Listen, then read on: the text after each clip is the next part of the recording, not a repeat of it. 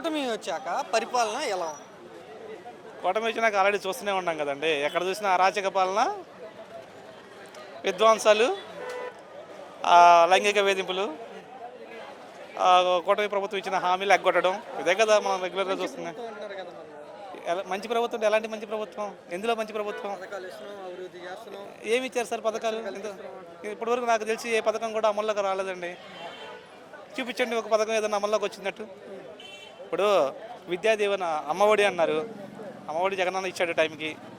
చంద్రన్న ఇచ్చాడా? ఎగ్గొట్టాడు. ఒక టర్మేగా ఇచ్చింది, అది కూడా పూర్తిగా ఇచ్చారా? అందులో చాలామంది పిల్లలకి ఎగ్గొట్టారుగా. అలాగే ఉచిత సిలిండర్లు అన్నారు. ఎంతమందికి వచ్చినాయి? ఎవరికో వాళ్ళ పార్టీ వాళ్ళకి వచ్చినాయేమో, మిగతా ఎవరికి రాలేదు. 100 ఇళ్ళు ఉంటే 100 ఇళ్ళలో 99 పిల్లలకి ఉచిత గ్యాసులు అనేవి రాలా. ఇది మాత్రం ఫ్యాక్ట్. ఫ్రీ బస్ పెట్టారు. ఫ్రీ బస్ వల్ల ఉపయోగం ఏంటండి? ఒకసారి ఆలోచించి చూడండి.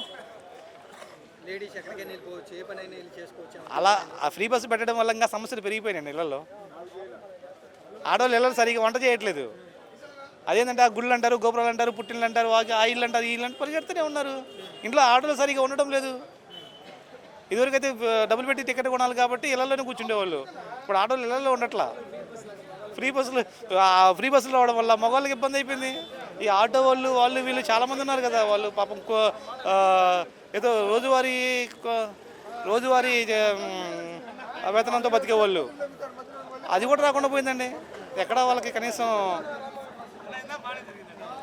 ఏం లేకుండా పోయింది. పవన్ కళ్యాణ్ గారు కూడా మాది మంచి ప్రభుత్వం. అవునండి. బాగా చేస్తాం. పవన్ కళ్యాణ్ గారు ఫస్ట్ టైం డిప్యూటీ సీఎం అయ్యారండి.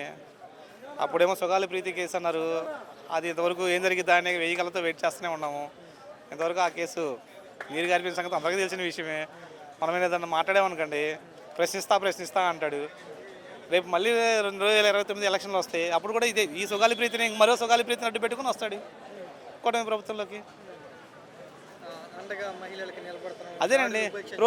రోజు మనం టీవీలో చూస్తూనే ఉన్నాం కదండి. ఎంతమంది మహిళలు అత్యాచారానికి గురవుతున్నారు, ఎంతమంది మహిళలు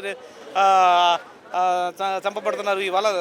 ఇవాళ నిన్న టీవీలో చూసామండి. ఏదో చిన్న పాపని ఒక అమ్మాయిని రేప్ చేసి మానభంగం చేసి చంపేసి డ్రమ్లో దాచిపెట్టాడు. మరి ఇలాంటివన్నీ కనపడవా మన డిప్యూటీ సీఎం గారికి? టోటల్గా మీరేమంటారు? మంచి ప్రభుత్వం. నేను కూడా మంచి ప్రభుత్వమే అంటున్నానండి. నేను వాళ్ళని కాదనట్లేదు. చంద్రబాబు మంచి ప్రభుత్వం ఏంటంటే, చంద్రబాబు ఏది చెప్పినా కూడా 100కి 100% నిజాలే ఉంటాయండి. పవన్ కళ్యాణ్ ప్రశ్నిస్తా అన్నదాన్ని ప్రతిదాన్ని ప్రశ్నిస్తూనే ఉన్నాడు ఇప్పుడు కూడా.